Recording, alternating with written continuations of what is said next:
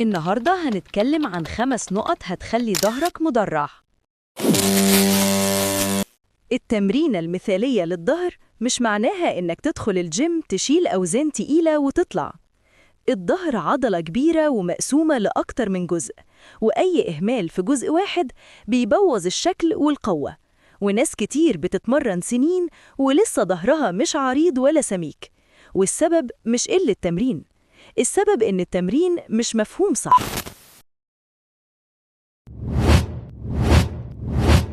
شفائيات. أول نقطة، الحركات المركبة هي الأساس الحقيقي للظهر. أي برنامج ظهر قوي لازم يبدأ بتمارين مركبة زي العقلة، السحب الأرضي أو البار رو. التمارين دي بتشغل الظهر بالكامل من فوق لتحت، وبتبني قوة حقيقية في العمود الفقري والعضلات الداعمة، وكمان بتخلي جسمك يتعلم يشتغل كوحدة واحدة مش عضلة معزولة. تاني نقطة، الإحساس بالعضلة والتحكم في الحركة. الظهر من العضلات اللي لازم تتحس مش تتشد. ركز دايما إن السحب يكون بالكوع، وتخيل إنك بتقفل لوح الكتف في آخر الحركة. النزول لازم يكون أبطأ من الطلوع، لأن الجزء ده هو اللي بيبني السمك والقوة. الوزن لو تقيل لدرجة إنك تفقد الإحساس يبقى تقيل زيادة عن اللزوم. ثالث نقطة، التنويع بين العرض والسمك. لو لعبت سحب علوي بس هتاخد عرض من غير سمك، ولو لعبت رو بس هتاخد سمك من غير عرض.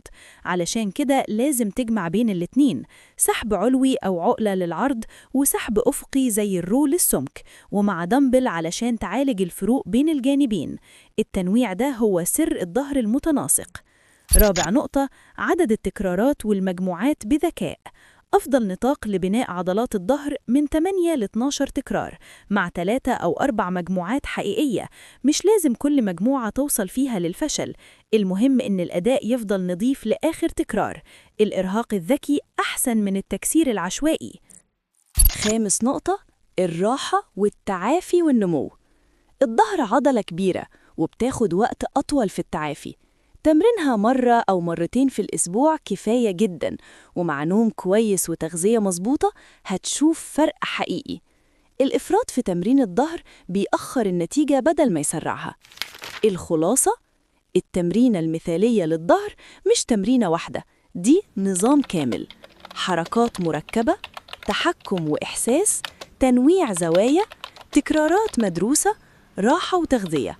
لو ناوي تبني ظهر عريض وسميك، اعمل لايك واشترك علشان توصلك أسرار تمرين بدون إصابات، واكتب في الكومنت بتحب العقلة أكتر ولا السحب الأرضي؟